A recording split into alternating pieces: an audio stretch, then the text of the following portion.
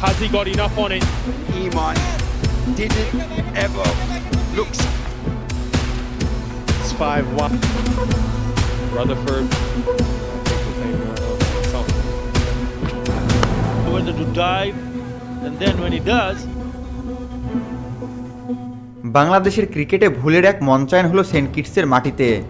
Catch misfielding, extra run আর ভুল review সব কিছুরই যেন পর্ষা সাজিয়ে বসেছিল ক্রিকেটাররা। ফলাফলস্বরূপ প্রায় 4 বছর পর ওয়ানডেতে 3 ম্যাচের দ্বিপাক্ষিক সিরিজের সবকটি হেরে হোয়াইট ওয়াশ হয়ে ফিরতে হলো মিরাজ লিটনদের। ব্যাটিং ইউনিটের দুর্দান্ত পারফরম্যান্স রক্ষা করতে পারল না দলকে। বাংলাদেশ শেষবার ওয়ানডেতে হোয়াইট ওয়াশ হয়েছিল 2020-21 মৌসুমে। নিউজিল্যান্ডে 3 ম্যাচের সিরিজে কিউইদের কাছে একই পরিণতি হয়েছিল টাইগারদের। এবার সেই দুঃসহ স্মৃতি ফিরে এলো ক্যারিবিয়ান মাটিতে। ওয়েস্ট ইন্ডিজের 2 ব্যাটার কেসি কার্টি ও আমির জাঙ্গু এদিন বাংলাদেশের সুযোগ হাতছাড়া করার পূর্ণ সুবিধা নেন। ক্যাচ মিসের সৌজন্যে জীবন পাওয়া এই 2 ব্যাটার বাংলাদেশকে হারানোর মঞ্চ তৈরি করেন। কেসি কার্টি 95 রানে আউট হলেও আমির জাঙ্গু অভিষেক ম্যাচে সেঞ্চুরি করে দলকে ঐতিহাসিক জয় উপহার দেন। সৌম্য মিরাজের শুরু এবং শেষ দিকে জাকির আলী ও মাহমুদুল্লাহর ঝড়ো ইনিংসে বাংলাদেশ তোলে 321 রানের বিশাল স্কোর। সেন্ট কিটসের মাটিতে ওয়েস্ট ইন্ডিজকে এই রান তাড়া করতে হলে ইতিহাস গড়তে হতো। অবশেষে সেটাই করে দেখায় ক্যারিবিয়ানরা। এই মাঠে প্রথমবার কোনো দল 300-এর বেশি রান তাড়া করে জয় তুলে নেয়। যদিও তাদের এই কীর্তির সঙ্গে জুড়ে ছিল বাংলাদেশের ফিল্ডিং বিপর্যয়ের করুণ গল্প।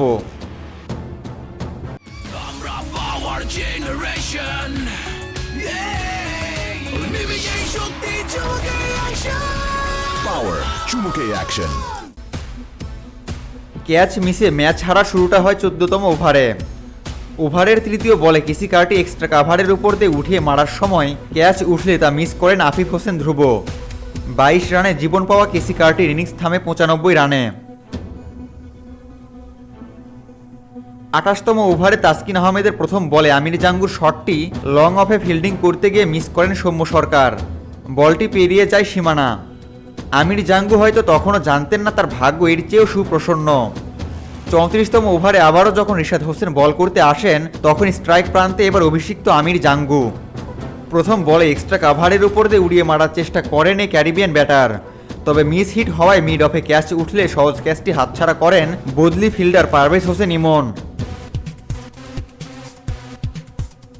61 রানে লাইফ পাওয়া জাঙ্গু শেষমেশ ম্যাচ জিতিয়েই মাঠ ছাড়েন, আর হোয়াইট ওয়াশের স্বাদ পায় বাংলাদেশ।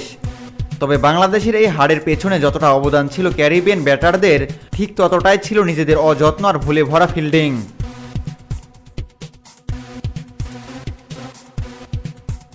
আবু তালহা অন ফিল্ড।